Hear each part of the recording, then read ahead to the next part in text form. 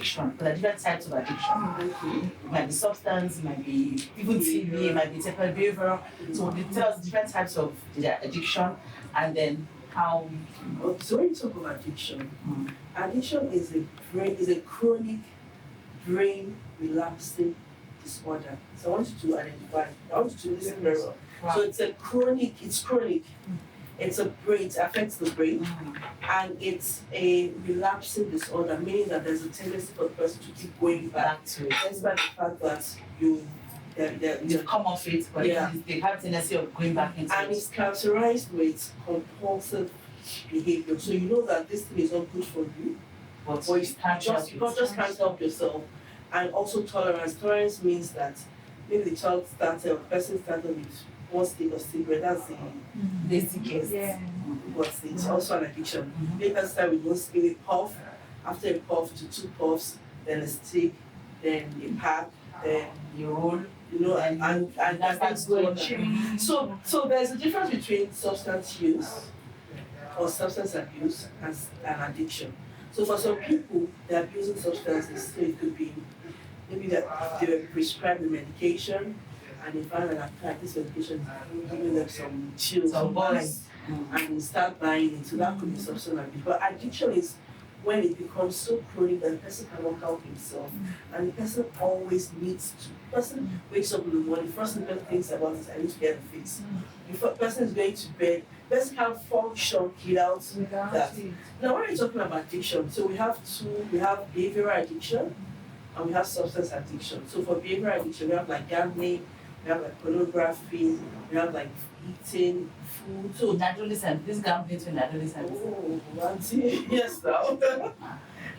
So we have that. Then we have the substance abuse, and we have different array of substances that adolescents are abusing. I've seen the patient that started using substance from as little as 9 years old. So where did you find it? Around now. I even had someone that said even when it was 5 years old, I started smoking. And that's why I said it's important for parents to be in the lives of your children. You need to know what's happening around your children. You need to know who are they with, the houses they go to. Like this particular person I said 5 years like on the street, that person grew up north and like maybe they just want to play football and all those guys they said, go and take it off, and that was how the person started. Wow. So for parents, they need to be involved, actively and involved. addiction is not something that you need to take lightly at all, because I've been working in the rehab centers and I've seen the success rate and I've seen the not too good cases. So it's not. I see how it affects the family. I've seen grown men, grandfathers crying. I've seen parents crying. I've seen how it destroys the family. So as parents, please, it's very important. Know your child, know what's happening around them, and please let them have this education. Talk to them about drug abuse, talk to them about substances, talk to them about addiction. They need to understand. Because most times we try to want to shield them. But your children that interacting with people that their parents are not children. You go to the school and maybe your child's best friend might be someone that's the parents are not there for them. Yes, so about to mention, because some people are orphans, for instance. Some people don't have parents, some people don't live with their parents, or they don't have, or probably, for some reason, they don't have any parental figure in their lives, so to speak. So there's really, it's almost like there's no one out there, so they feel like they're on their own. And sometimes some of them become miscreants, so there's no one you can even identify to say, oh, let me take this person to this figure that stands as a parent. They're just growing up on the streets like that, and I'm sure we see it a lot happening in the society. So imagine such a person becoming an adult, and that's the best life he knows. I did hear about Pastor Tony Rapp. Yes, and how he deals with the street children. He has a rehab center, and he's done a lot, quite a few. And thankfully, the progress rate, I guess, is quite commendable.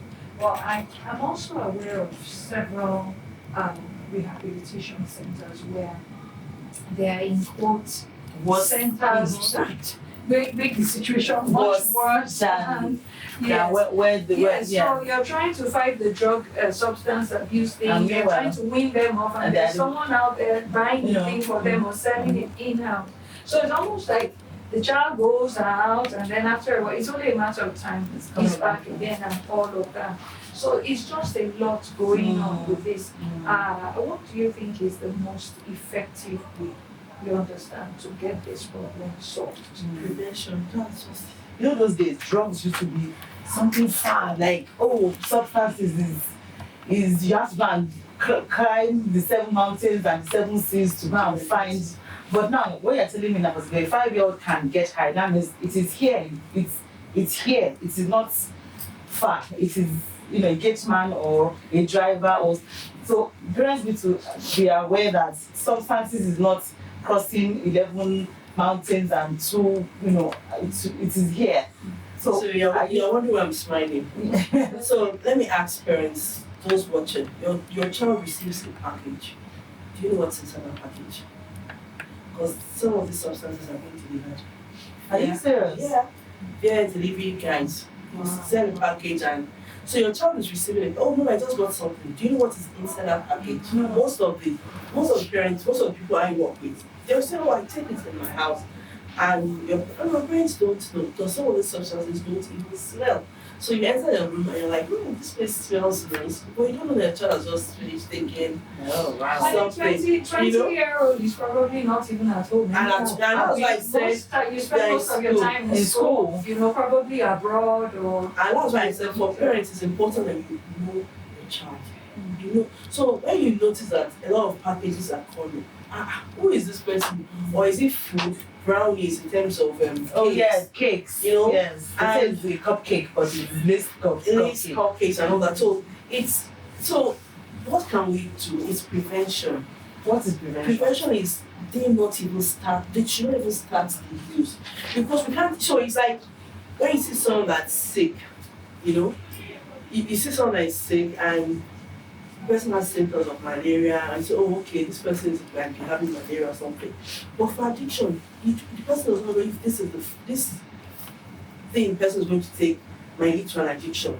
Because a lot of people don't even know that they have a tendency to become addicted. Yes. Because there are some predisposing factors that might lead to addiction. Number one is genetics. So if in your lineage you've had maybe an uncle or a brother or a parent that has used substance for a long time, that is a sign that there's every probability that you might become addicted to that substance. So it's hereditary, you're saying? Yes, that's genetically exposed, yes.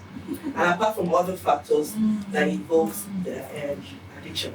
So to round off, what can we do? How can we raise our children? Yes, because sorry, before you round up now, surprised that kids are abroad and their parents actually cover them saying that, oh, they're abroad, it's okay, but they're actually junkies. They're actually, so for me, how do you tell your child, I know it's silly, but don't start it, but curiosity sometimes, peer pressure sometimes. I'll call it peer influence. It's not pressure, it's mostly peer influence. In the sense that they're not forced, most of them are not being forced to use it, but because they have their friends and they're around this, there's something called when some people bypass your conscious resistance. You always sit around someone that's always smoking every day. You're not smoking. You're sitting around someone that's smoking every day. Before you know it, you get used to it and it's your guy now. Your guy is a good guy now. He's not a bad person, right? Yeah, sorry. You see somebody that is killing. Why don't you just back as in, for me, there's a balance. But yes, you say he doesn't smoking. Like you said, pressure is not. It's the influence. It's fun that they're around these people. They're seeing these people every day. So don't even just. Most of the patients I've seen, they'll say, just curiosity, don't just try. And that's because I get that a lot. That It's just I just curiosity. tried it and I get hooked. I just thought of it and let me sample it. They call it sample and they get hooked. So what you're saying now is don't sample. Don't even start Don't because try you don't know if you're predisposed to. But sometimes they tell us that sample is so that you know that your body doesn't like it, then your brain will tell you not to do it. No, you hear it sometimes. They'll tell you drink. That when you now drink and you realize that hangover is your thing, then you stop. You know. That's not. You know the thing now. It's a brain. Normally, when you're happy, you're happy. Your dopamine level increases, and. But for substance, the dopamine that is being pushed is excess, and they get that dopamine run. It's sweet. Substance is sweet. Let me just use like that. And that's part of the things we do when I do intervention with them. What are the other things you can do that gives you substitute to the that gives you addiction? that excitement and all that? Wow. All right. I'm sure. I think we have to invite you again. So I hope you enjoyed the show. We look forward to seeing you again. Please like us on our YouTube channel, as well as follow us on all our social media platforms. And if you have any comments, questions, and stories you would like to share concerning this topic or any other topic, please write in our comment section. We look forward to hearing from you.